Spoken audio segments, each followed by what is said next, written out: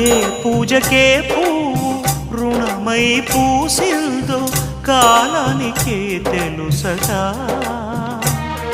ఆ కాలం కనుమూస్తే కలగా చెరిగేది జీవితం ఒకటేనట. సవతిగా కాకుండా చెల్లిగా నన్ను చూసి తల్లిని చేశావుగా.